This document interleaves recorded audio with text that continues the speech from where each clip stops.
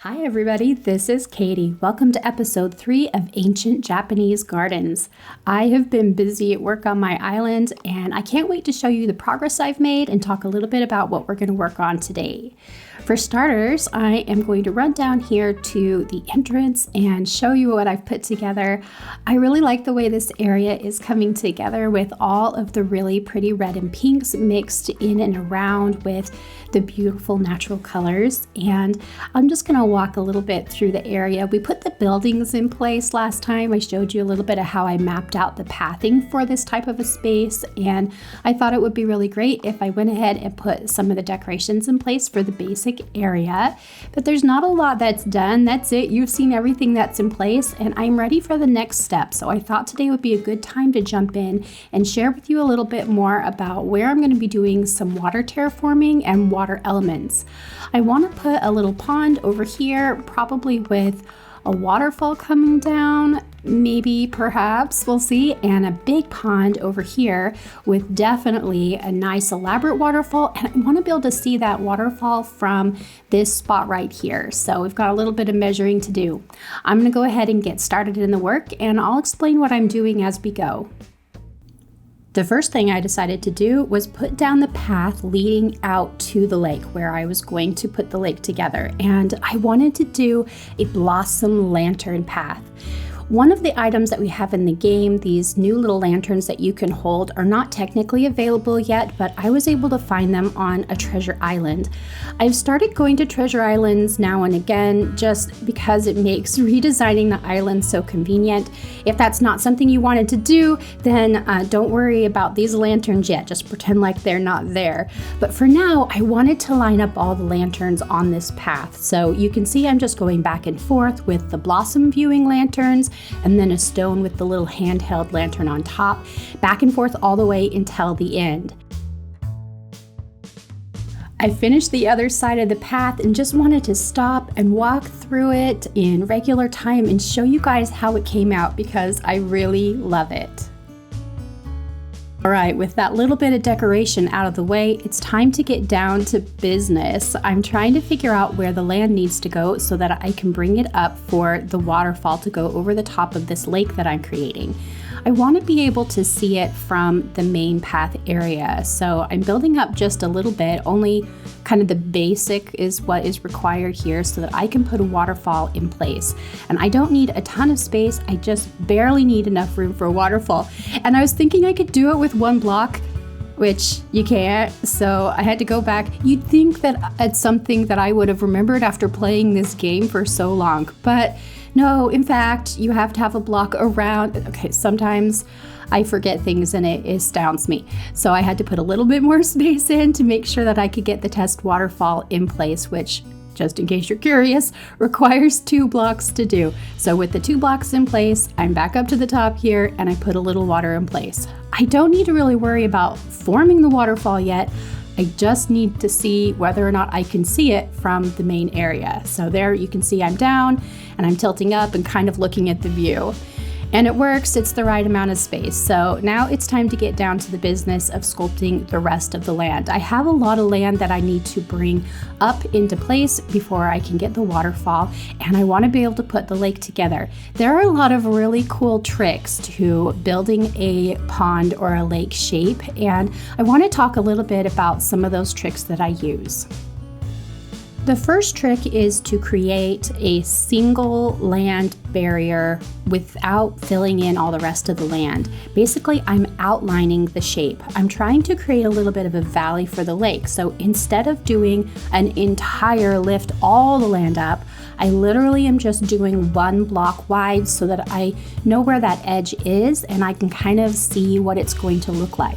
It's a lot easier to fix or make corrections to smaller amounts of land if you just do little bits of it, and then when you're confident in where it's going, then you can come back and fill in the rest of the land. So here I have just a little bit of an idea of where the space is going to go, which I love. Once I get the first row of blocks in place, I do often go ahead and do one second row. And the reason that I do that is so that I can come back in and round the corners. If I left the blocks as they are here, then if I hit them, they would disappear. But with just one more row, I can come back in and round that edge. And now I can really think about the water and where the water edge is going to go. So I'm just going to start going around the area. I paused the speed build for a minute because I wanted to show you guys a trick in regular time. Oftentimes when you're working with water, you end up with water right next to a cliff and you can't get that edge to curl. So here's the trick that I use. As long as you have one space on the other side, you can go to the diagonal here, and just like that, you have the angle that you're looking for. I'll go ahead and show you again. So here on the next space, I'm going to go ahead and fill in the spot so that I have one diagonal and then one space on the other side. It's easier to test here if you jump over. If I'm standing in the diagonal and I can jump to the other side and actually stand here, then I know that I've done it right. From the diagonal, then I can go sideways. Doesn't that just work really well? And it doesn't look like there's a space. There's kind of a half space on the other side. Let's do it again. I'll just show you one more time. So here over here, you can see I can't jump over across. So now I'm going to go ahead and do one more space on that diagonal. I need the space where I'm going to stand. So I'm going to go ahead and fill that land in. And then I'm going to make sure that both sides of the space that I'm standing in are water. So here we have land, a space that I can jump to, and that diagonal, just like that. I think it works really beautifully. I like the way that it's clean. All right, I've sped things back up again, and you can see as I'm working through, I'm doing the same trick that I was just talking about and just making sure that edges are rounded and make me happy all the way through. But this is where we're going to get into the next tip. And this tip is that not every single edge of the water needs to be clean and even. I know I was just talking about how to make it look clean, but here's how we're going to make it look interesting. So instead of always trying to do just an open body of water, I want to go through and put a little bit of land in place. So I've left a little bit sticking out from the edge, and I'm creating little bitty islands in the middle. These are very random. There's very little reason to them. It's just kind of wherever I'm going as I'm creating a little bit of space. I'm not really thinking about it too much other than just wanting to put a few little islands in place in the middle of the water.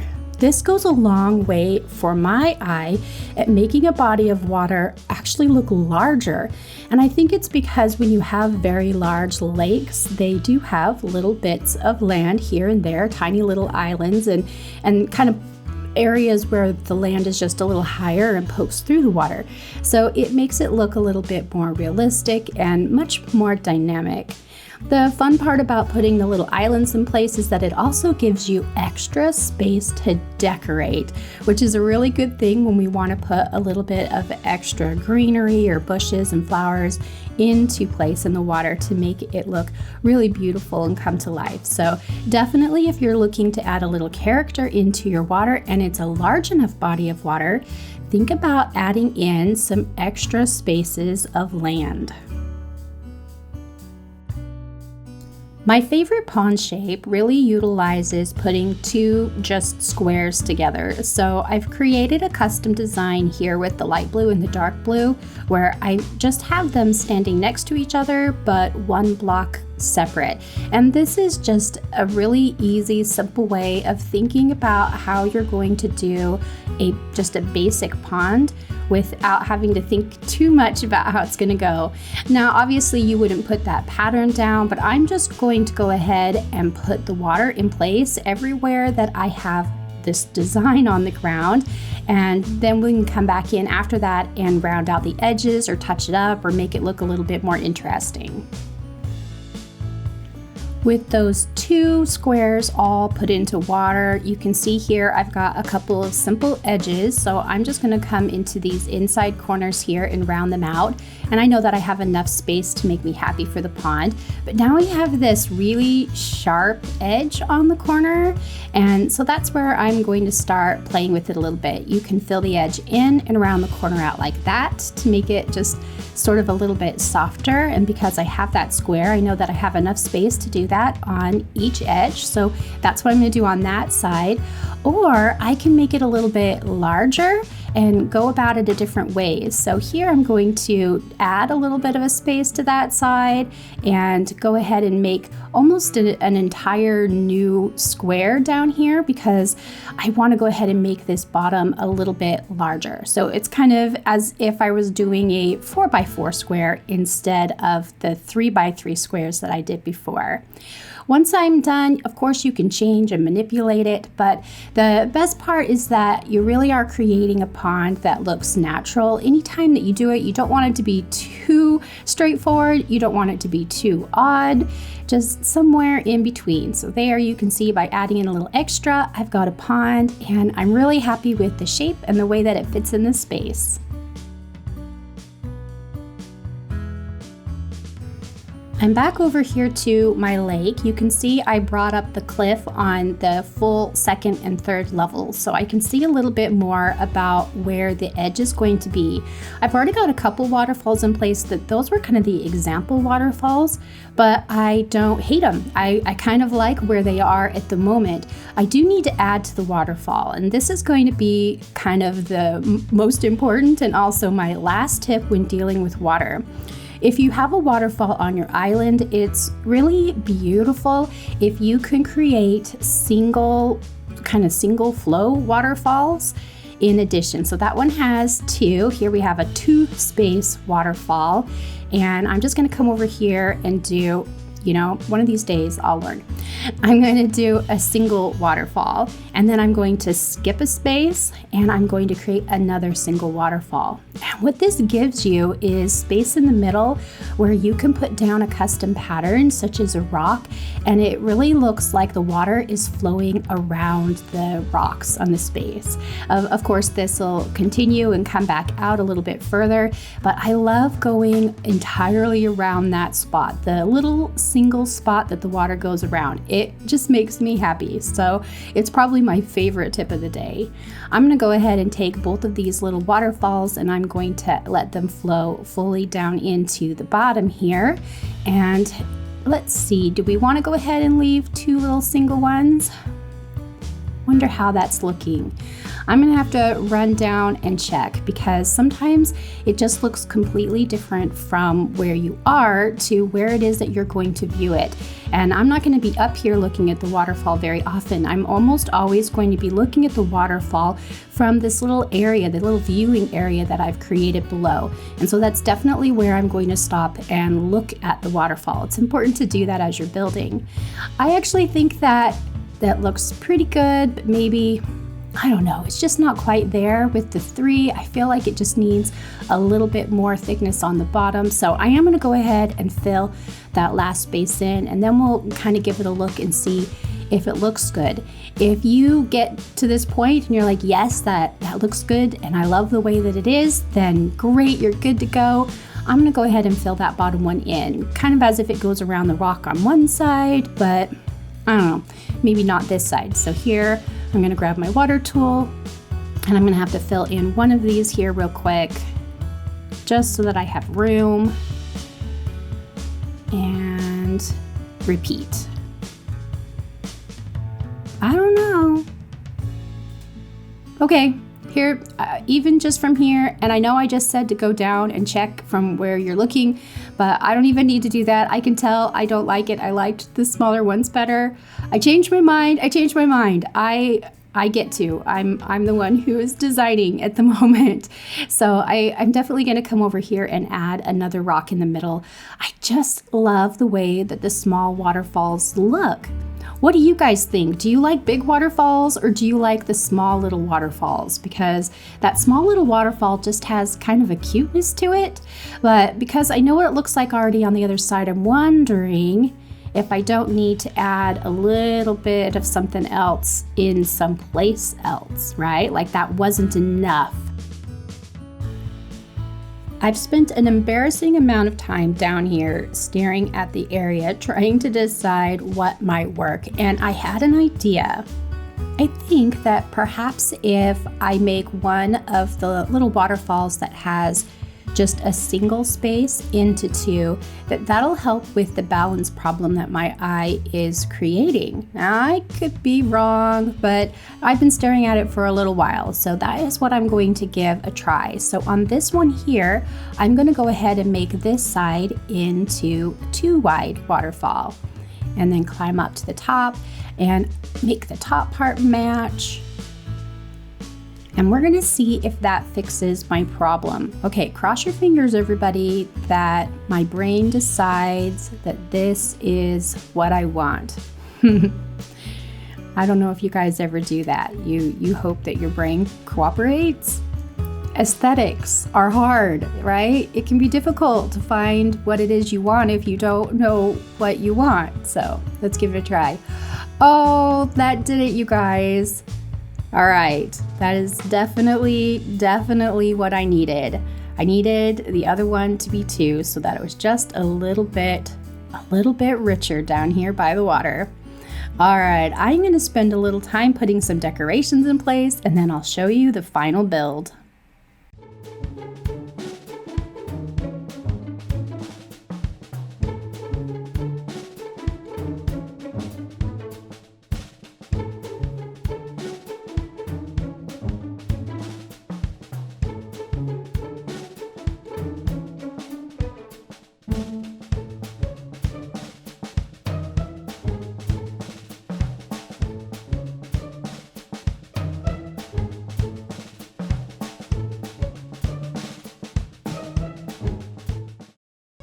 I finished decorating the areas with water, and I just want to show you guys how they came out.